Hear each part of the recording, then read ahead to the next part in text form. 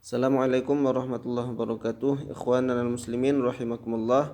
Pada kesempatan kali ini kita akan membahas tentang tugas dari seorang pelajar. Bismillahirrahmanirrahim. Al-wazifatu tsaniyah. Tugas yang kedua.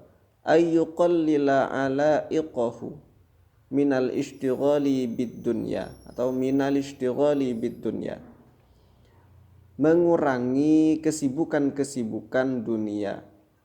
Jadi tugas bagi seorang murid agar dia bisa mendapatkan ilmu adalah dia harus mengurangi kesibukan-kesibukan duniawi.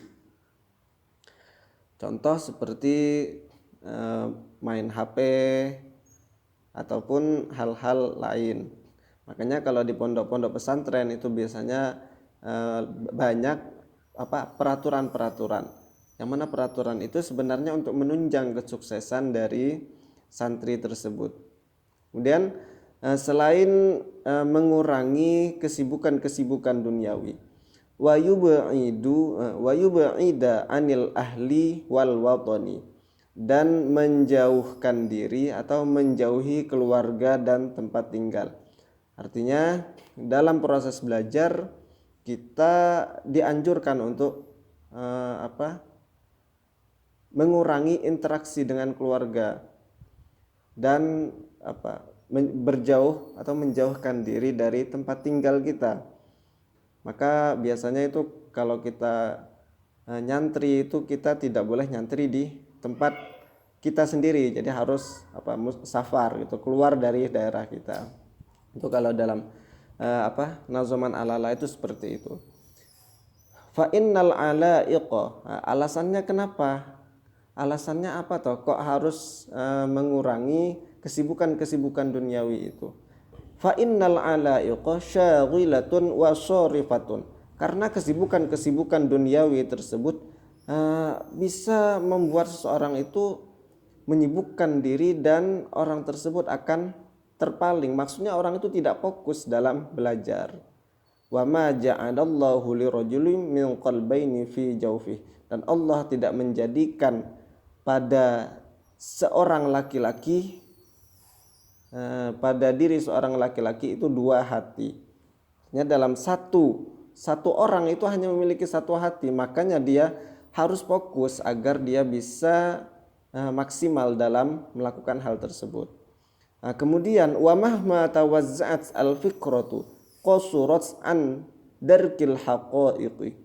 Ketika pikiran-pikiran atau ketika pikiran seseorang itu sudah terbagi, nah ketika dia banyak pikirannya mau main ini, mau main ini, mau main ini, artinya kan pikirannya terbagi, tidak fokus. Ketika pikirannya tidak fokus, maka dia akan sulit untuk mendapatkan hakikat-hakikat ilmu. Jadi teman-teman sekalian, tugas kedua dari seorang pelajar agar dia sukses dalam belajar itu adalah mengurangi kesibukan-kesibukan duniawi. Artinya ketika dalam proses belajar, bagi seorang pelajar hendaklah dia fokus dalam belajar. Meskipun banyak cobaan-cobaan atau ujian-ujian, banyak keinginan-keinginan, apalagi di usia-usia yang masih labil seperti itu ya. Masih ingin ini, ingin jalan-jalan dan lain-lain. Nah, itu ditahan. Kalau bahasa Jawanya itu diempet, tahan dulu. Kenapa? Yaitu karena kalau sudah pikiran itu bercabang, maka dia tidak akan bisa mendapatkan ilmu atau menghasilkan ilmu dengan maksimal. Wa mahma tawazza'at al-fikratu qasuras andarkil haqa'iqi. Ketika pikiran seorang itu terbagi, ketika dia tidak fokus, maka dia tidak akan bisa mendapatkan ilmu secara maksimal, tidak akan bisa mendapatkan hakikat-hakikat ilmu.